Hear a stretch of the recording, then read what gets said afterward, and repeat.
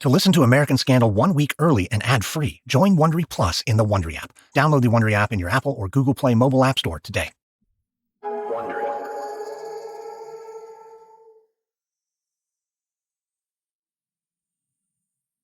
It's May 21st, 1924. A pale moon hangs low in a remote stretch of California desert in Inyo County.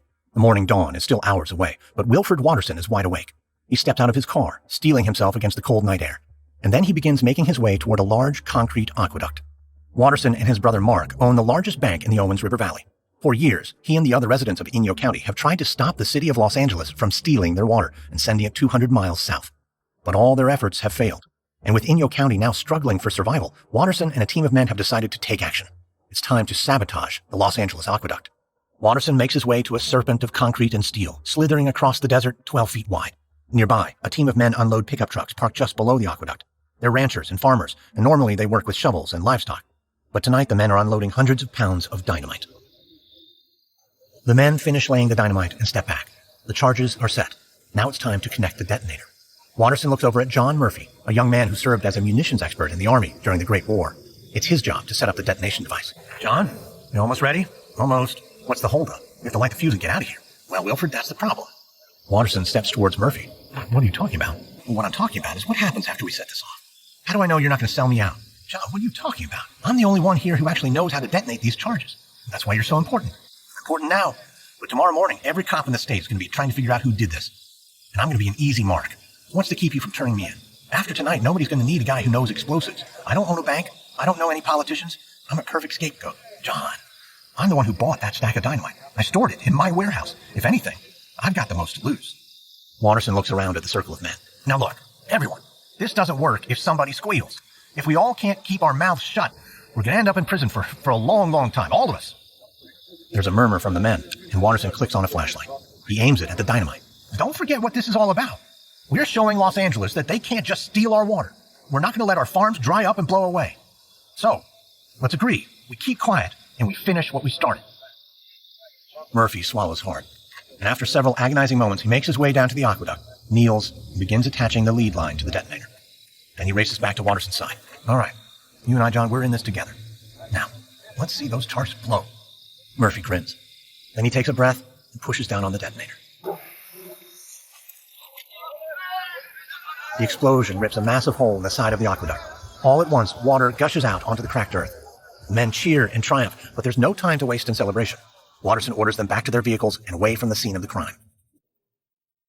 As Watterson hops into his own car, he takes one last look into the darkness, where Inyo County water is rushing out onto the parched desert floor. Watterson didn't want it to come to this, but the people of Inyo County were left with no choice. It was time to stop Los Angeles from stealing their water. It was time to start a war. Wondery's shocking true crime podcast, Over My Dead Body, is back for a third season with a story about corruption, betrayal, and the secrets of a fallen hero. Follow Over My Dead Body, Season 3, Fox Lake, on Apple Podcasts or wherever you're listening right now.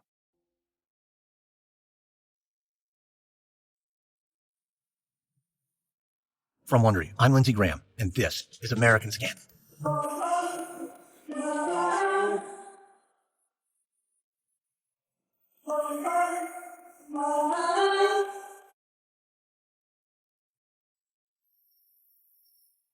In the early 1900s, William Mulholland completed building one of the largest projects in the history of civil engineering.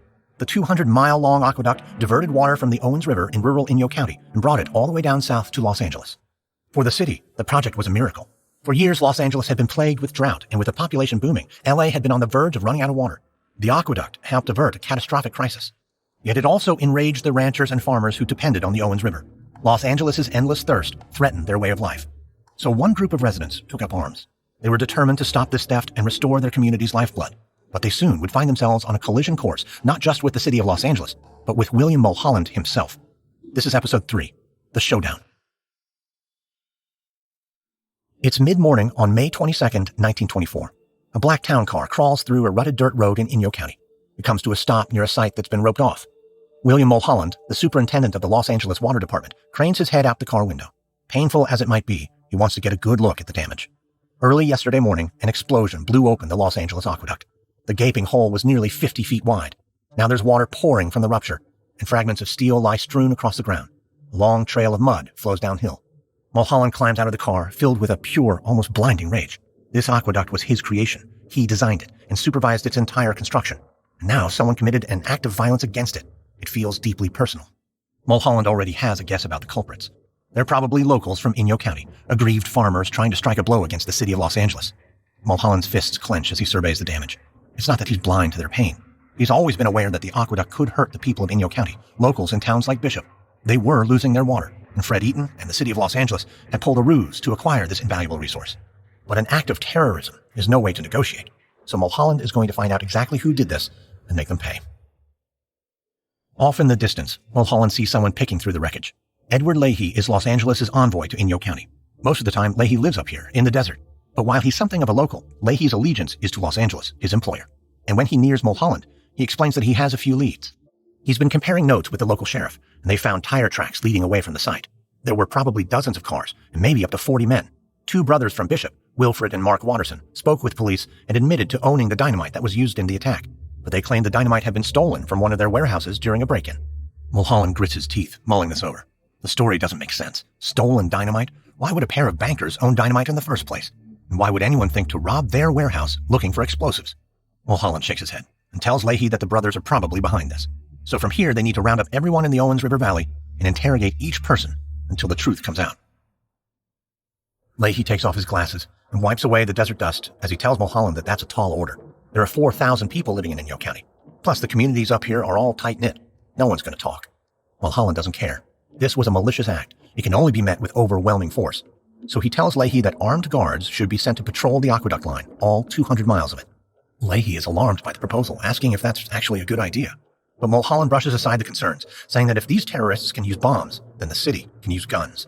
A threat of violence is the only thing these people will understand. Leahy looks shocked, and Mulholland knows he sounds extreme.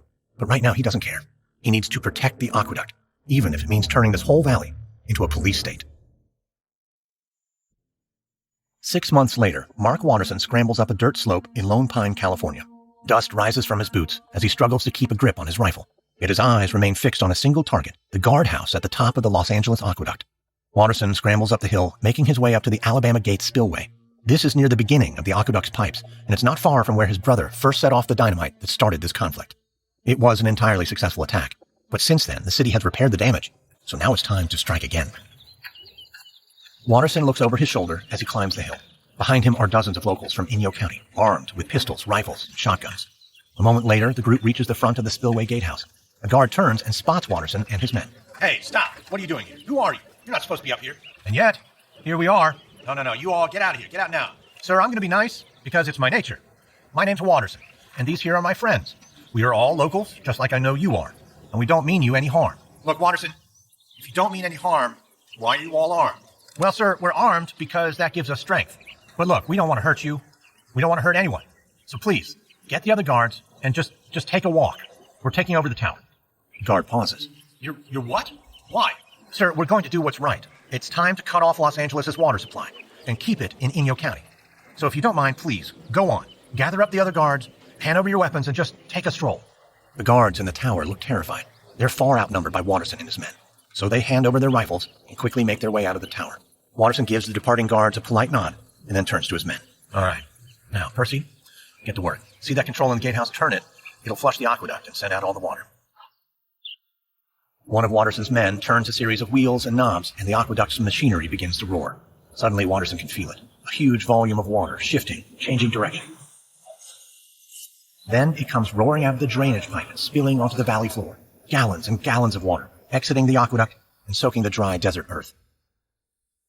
Watterson wipes sweat from his face. That was just the first step. Now it's his job to occupy this site for as long as possible.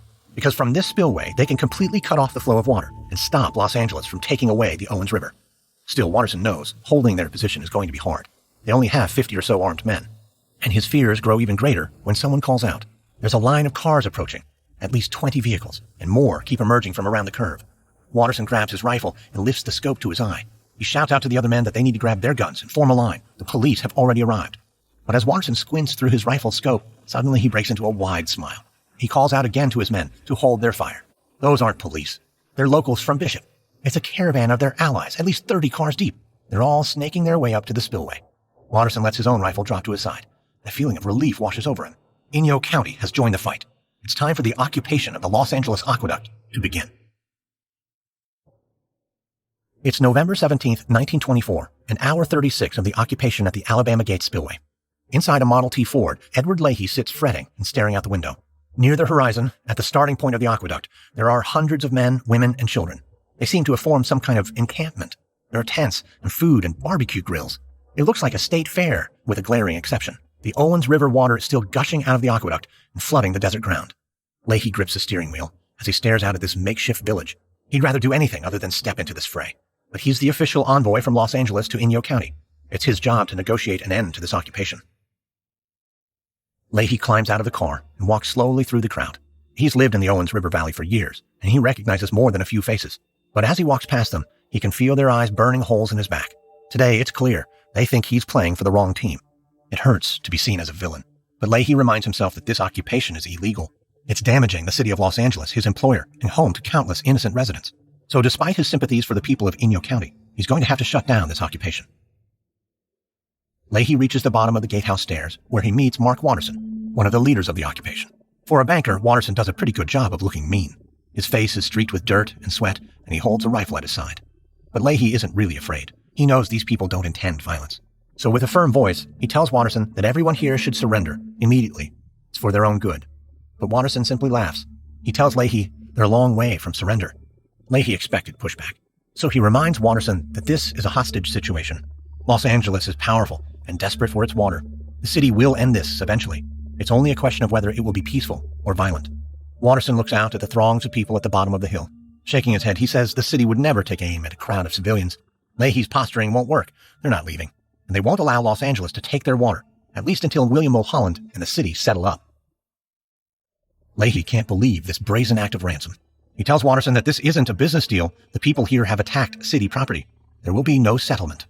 Watterson tells Leahy that he's wrong. As they speak, his brother Wilfred is down in Los Angeles meeting with a team of city bankers. He's negotiating a payout in exchange for the end of this occupation. If that deal is successful, then and only then will the people of Inyo County leave the aqueduct alone. Leahy's taken aback. He's heard nothing of these negotiations. If the city really is entertaining their demands, then Leahy doesn't have a leg to stand on. So figuring it might be a bluff, Leahy keeps trying. He offers one last argument. Millions of gallons of water are being drained onto the desert floor. It's a pointless waste. Watterson and his men should at least close the drainage pipe until an agreement can be reached. But Watterson shakes his head again with a smirk on his face. He says no, Los Angeles isn't getting another drop of water, not until the people of Inyo County are compensated for their loss. Looking around at all the angry locals, Leahy realizes that this parley is over. There's no convincing these people. So he turns and walks back through the crowd. But as he approaches his car, he hears something and stops. The sound of a woman singing.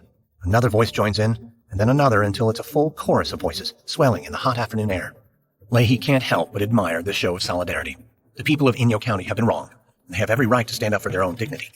But Leahy also knows that for all the singing, dancing, and barbecues, this demonstration won't bring peace to the valley. He's not sure exactly what it will take to end this standoff, but the longer it goes on, the more likely there will be blood. American Scandal is sponsored by BetterHelp Online Therapy. Routine maintenance is something we often ignore. That whole infrastructure debate, for instance, is rooted in deferring what should have been attended to at the moment. But it's not just government. How many of us have ignored the maintenance due light in our cars for weeks, months? How many of us ignore ourselves? We have our own internal version of that maintenance due light, our feelings, our emotions. And when they get overwhelmed, it's time to talk. Therapy is often best as prevention, not a cure. It's routine maintenance for your mental and emotional wellness. And going to therapy doesn't mean something's wrong with you. It means you're investing in yourself and keeping your mind healthy. BetterHelp is customized online therapy that offers video, phone, or even live chat sessions with your therapist, so you don't have to appear on camera if you don't want to. It's more affordable than in-person therapy, and you can start communicating with your therapist in under 48 hours. Make an investment in your mind. American Scandal listeners get 10% off their first month at betterhelp.com/AS. That's betterhelp.com/AS.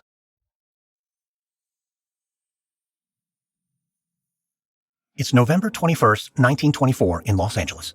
Wilfred Watterson enters a plain brick building in downtown. It's full of men in suits, city types, here to do business. Watterson takes off his hat and begins walking through a busy corridor.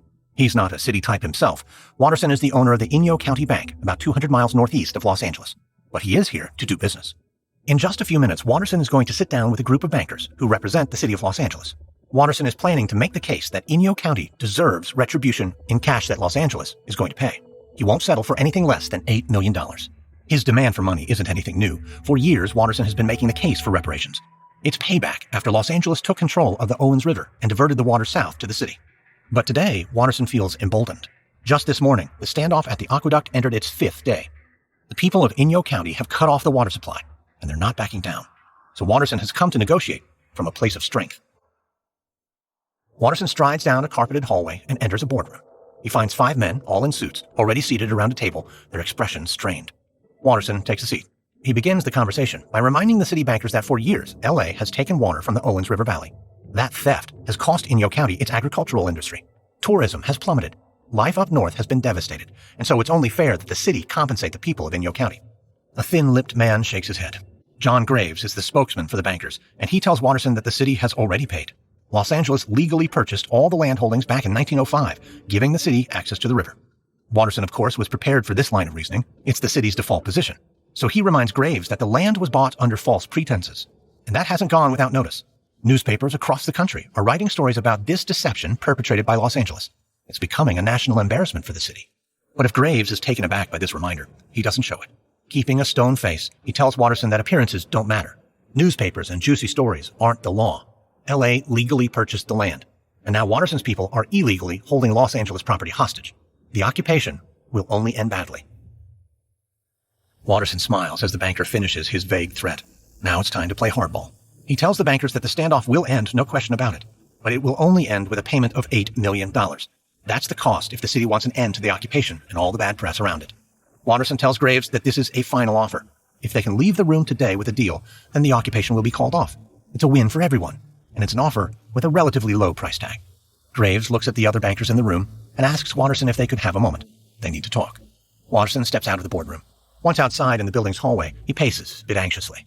He is negotiating from a place of strength, but what he can't tell these bankers is that his own bank is suffering. He's given too many generous loans to Inyo County farmers, and the defaults have started to add up. The region's economy is tanking. If the people in the north don't get an infusion of cash, there could be an economic collapse, one that destroys Watterson's bank. A few minutes later, the door opens and Watterson is invited back. But before he can take a seat, the spokesman announces that they've decided to accept Watterson's demand. They'll pay $8 million, but it's going to take some time. That kind of money doesn't just fall out of the sky. In exchange, Graves says Watterson has to leave the room to send a telegram immediately. It's time to call off the occupation. Watterson narrows his eyes in suspicion. He wonders whether this offer is sincere or whether it's just another ruse from the leaders in Los Angeles. But at this point, there's not much else Watterson can demand, so he thrusts out his hand and shakes on it. A few minutes later, Watterson steps out into the busy streets of downtown Los Angeles, feeling elated. This deal won't pay for the loss of the river. The damages will last for generations. But with $8 million, the people of Inyo County will get some measure of justice after so many years of being wronged. 2 years later, William Mulholland steps into a meeting in his office in downtown Los Angeles. Sitting at the table is City Attorney William Matthews. Matthews helped with the paperwork when the construction began on the aqueduct, and he's been loyal to Mulholland. But today, Mulholland is going to see just how far this loyalty really goes. Taking a seat, Mulholland begins explaining why he called the meeting. The Los Angeles aqueduct is still under siege. The ranchers and farmers of Inyo County haven't let up. Mulholland explains that just last night, there was an explosion that tore a hole in the aqueduct 150 feet wide. A month before that, another blast went off at a siphon. And before that, dynamite charges destroyed 450 feet of the aqueduct near Big Pine Creek. Countless dollars and millions of gallons of water have been wasted. It's time for the city of Los Angeles to put an end to this madness. Matthews, the city attorney, has worked with Mulholland for a long time, and he chooses his next words carefully. He reminds Mulholland that these attacks aren't without cause. Los Angeles promised to pay Inyo County $8 million for the loss of their river, but the city never followed through. Mulholland frowns. He knows it's true, and some days he wishes they had given the Wattersons their big payout. Maybe that would have stopped all these attacks. But the truth is, the city never intended to make good on that deal. It was a bluff, only to buy more time. Mulholland tells the city attorney that it's true. The city did renege on its promise, but the people in Inyo County are acting like terrorists. It would set a terrible precedent if the city met their demands. And while those residents may be angry, the bombings have to stop. Mulholland turns and looks out the window at the bustling city streets. He tells Matthews that he took a decisive step. That morning, he dispatched city detectives on a northbound train, sending them up to the area where the aqueduct begins. They're armed with rifles and machine guns. And while their mere presence could deter any future attacks, his men need to be able to take action. Mulholland turns from the window and says he needs a favor. He wants the attorney to authorize a shoot-to-kill order along the aqueduct. If the detectives see anything illegal, any signs of people trying to sabotage the water supply, they need the legal authority to start shooting. It's the only way they can prevent more of these attacks. The city attorney is stunned. Finally, he tells Mulholland that this is a ridiculous request. They can't allow law enforcement to conduct executions. But Mulholland says it's simply the lesser of two evils. If Los Angeles loses its water, the city will erupt in chaos. People will die, many more than if they just take care of a few lawless criminals out in the desert. Matthews shoots up from his chair, saying that the plan is crazy. This isn't how law works. You can't make murder legal, even if it's politically expedient. The city attorney heads for the door, but for Mulholland, this discussion isn't over. He tells Matthews to stop. Mulholland reminds Matthews that even though he's a longtime employee of Los Angeles, he might have forgotten the ways of city politics. Who's up, who's down, and how you hold onto a job in the city. Stepping closer to Matthews, Mulholland reminds the attorney that he's the head of the water department in a city where water is everything. He has a lot of friends on the city council. So if Matthews enjoys his job, he might want to reconsider his opinion. Matthews silently fumes at the threat, but finally he nods. He says he'll see what he can do.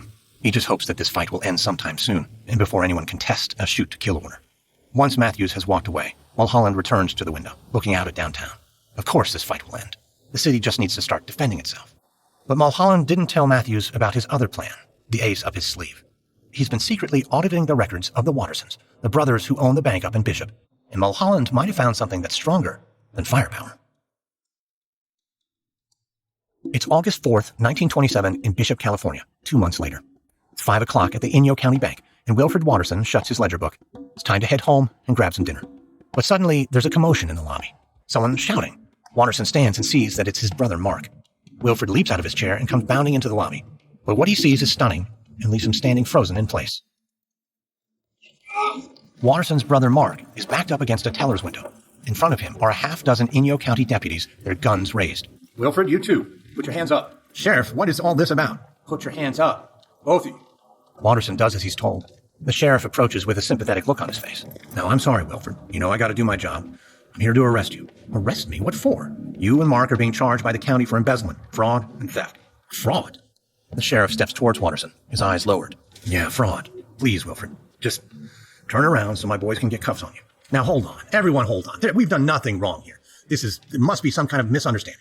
I don't like it any more than you do, but the district attorney has evidence. Sounds like a lot of it, so please turn around." "But we haven't done anything illegal." "Sure, borrowed some money from the bank's accounts, but there's nothing wrong with that." "I don't know anything about it, Wilfred, but they got to your books. The embezzlement charges alone are for over $1 million. In this moment, Watterson realizes what's happened. This was Mulholland, wasn't it? Oh, I can smell him all over this. "Wilfred, please, just come quietly. It'll be better." Watterson stares at the sheriff, crestfallen. There's no talking his way out of this one. So he holds out his wrists and allows the deputies to place him in handcuffs. Then they lead him and his brother Mark outside, where newspaper photographers are waiting to snap a picture. As he approaches the deputies' cars, Watterson keeps his head up high. All he ever did was try to help the people of Inyo County. He extended credit to poor farmers. He funded new hotels and restaurants. And for all that work, now he's being led away from his own bank like a criminal. As the photographers continue to take pictures, Watterson keeps his back straight, his head held high. He knows that the Owens River Valley will support him. No matter what happens, there's no way they'll let William Mulholland have the last laugh. It's March 1928 in a canyon north of Los Angeles. William Mulholland walks beside a massive reservoir, his latest effort to provide long-term water storage along the path of the Aqueduct. Mulholland gazes out at the slate-gray water, reflecting the heavy, rain-filled skies above. There's nothing more satisfying than seeing one of his completed projects up close. Though there is some competition, Mulholland is still joyous that the Watterson brothers are headed to prison. The two bankers were arrested on a series of criminal charges after Mulholland helped perform a secret audit of their finances.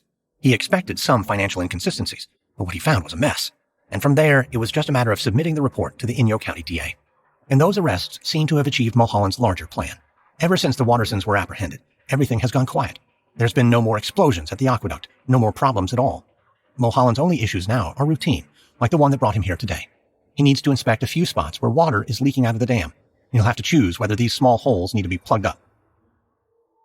Mulholland approaches the wall of the dam and pokes his finger into an area where water is leaking out. When he removes it, his finger is clean, and that's good news. If the water were muddy, it could indicate that the inside structure of the retaining wall was coming apart.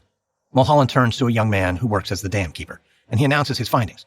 There are no problems with the St. Francis Dam. It is still structurally sound.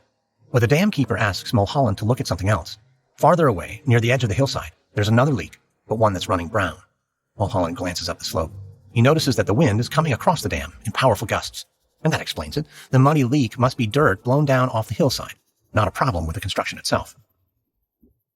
As the two walk back to the parking lot, Mulholland assures the dam keeper that there's nothing to worry about. It's good to raise issues when they appear, though, and Mulholland promises that the water department will continue to monitor the situation. The young man nods and takes off in the other direction. As Mulholland climbs into his town car, he feels a wave of relief. The saboteurs from Inyo County are gone. There's no more dynamite, no Watterson brothers. The aqueduct is complete, and the city of Los Angeles has all the water it needs. Mulholland gazes out at this desert canyon and his newest project. He's now 72 years old. He's worked long and hard to get here. But finally, after so many years, Mulholland can feel at ease, knowing that his legacy is secure.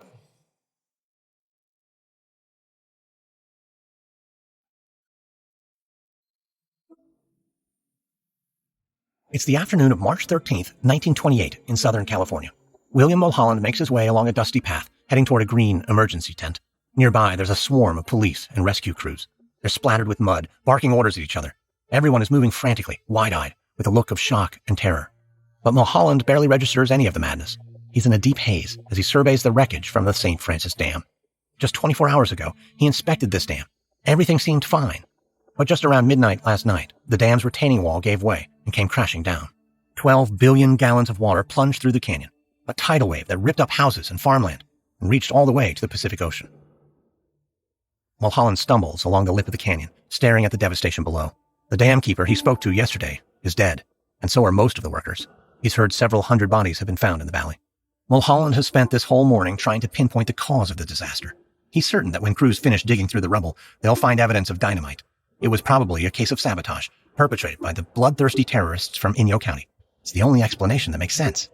Mulholland is hoping that Harvey Van Norman, his deputy, who's been scouring the empty riverbed for clues, might have a definitive answer.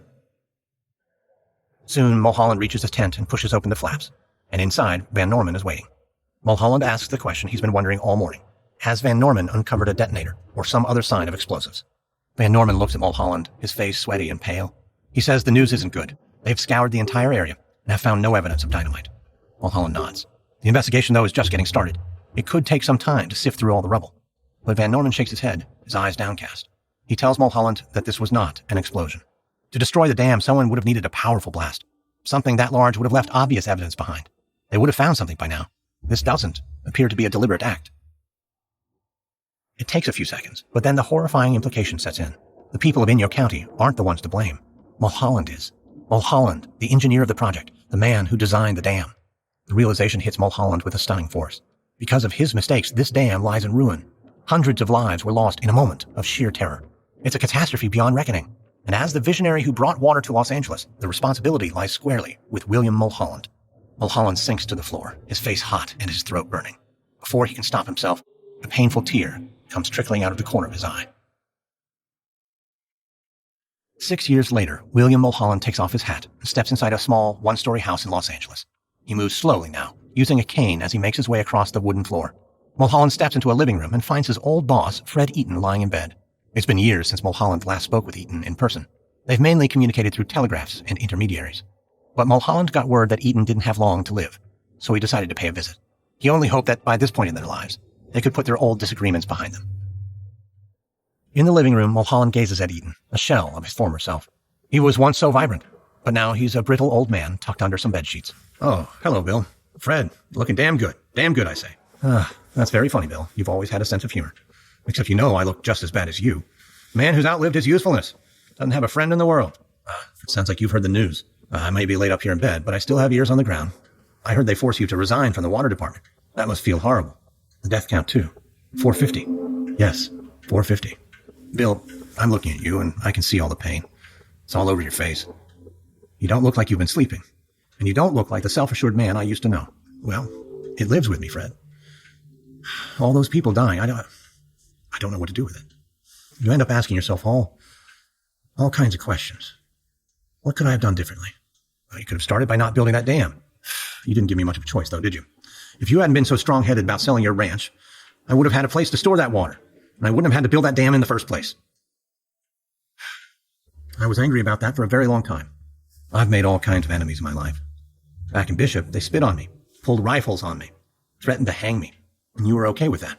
Well, eventually. Bill, people don't hate very long. They move on to other things. There's always something else to hate. Well, it doesn't matter what other people think. I can't move on. I don't think I'll be able to forgive myself. Somehow, that dam of mine broke. Bill, listen, you didn't build St. Francis with your own hands. It wasn't your fault. Maybe. Maybe not. Eaton props himself up in bed and smiles. Well, let's change the subject then. How about we talk about the other big news? Long Valley. That damn property. You know, I lost it when I went through my divorce, and now guess what?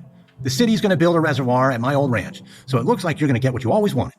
That water storage. It was so important to you. Yes, yeah, Fred. Water's important. But you taught me that. And now even more than ever. There's over 1 million people in Los Angeles. Oh, you've always loved your numbers, don't you? But I've always admired that. Yeah, well, I guess I was the one who was good with numbers and diagrams. But you were the one who had the big ideas. If it weren't for you, this city might not even be here. Oh, sure it would. No, if we hadn't solved the water shortage, someone else would have. There's always a guy with a big idea. Ideas are cheap. Eaton coughs and then settles his head back on the pillow. His eyelids begin to flutter. Mulholland glances up at a framed photo on the wall. He sees himself, standing with Eaton and the engineer J.B. Lippincott. They're deep in conversation, framed against the Owens River Valley. That day was ages ago. Mulholland starts to speak again, but he can't find the words. He owes so much to Fred Eaton. His career, his life. Even before the Aqueduct, it was Fred Eaton who gave him the chance, back when they were just 2 young men digging in the dirt. Mulholland watches as Eaton's eyes close, his head rolling back into a deep sleep. After a moment, Mulholland puts his hat back on and makes his way to the front door. He steps outside, back into the blinding sunshine, back into the city that he and Fred Eaton helped build. Today, Los Angeles is a far different city from the one William Mulholland made into his home. By 2021, the city's population had ballooned to nearly 4 million people. Los Angeles County now has some 10 million residents, making it the most populated county in the United States. But while the dusty streets have all been paved over and the horse-drawn buggies are long since gone, one feature of the city has not changed. Water is still scarce, and the city's millions of residents still depend on the Owens River. But with the West heating up, Los Angeles may once again find itself in a crisis. The water in California and in the Colorado River, which supplies water throughout the West, is drying up. In the past, engineers like Fred Eaton and William Mulholland were able to divert rivers, change the face of the landscape, and bring drinking water to thirsty cities. But that's only possible if there's water there in the first place. From Wondery, this is episode 3 of LA Steals Its Water from American Scandal. In the next episode, I speak with David Owen, the author of Where the Water Goes, Life and Death Along the Colorado River. We'll discuss the growing crisis of water scarcity in the American West, and we'll explore how cities like Las Vegas are charting the course for the future. If you like our show, please give us a 5-star rating and leave a review. And be sure to tell your friends. I also have 2 other podcasts you might like, American History Tellers and Business Movers. Follow on Apple Podcasts, Amazon Music, or wherever you're listening right now. Or you can listen to new episodes early and ad-free by subscribing to Wondery Plus in Apple Podcasts or in the Wondery app. You'll also find some links and offers from our sponsors in the episode notes. Supporting them helps us keep offering our shows for free. Another way you can support the show is by filling out a small survey at Wondery.com/survey to tell us what topics we might cover next. You can also find us and me on Twitter. Follow me at Lindsay A. Graham, Lindsay with an A, middle initial A, and thank you. If you'd like to learn more about water issues in early Los Angeles, we recommend the book William Mulholland and the Rise of Los Angeles by Catherine Mulholland. A quick note about our reenactments. In most cases, we can't know exactly what was said, but all our dramatizations are based on historical research. American Scandal is hosted, edited, and executive produced by me, Lindsay Graham, for Airship. Audio editing by Molly Bach. Sound design by Derek Behrens. Music by Lindsay Graham. This episode is written by George Ducker, edited by Christina Malsberger. Our senior producer is Gabe Riven. Executive producers are Stephanie Jens, Jenny Lauer Beckman, and Hernan Lopez for Wondery.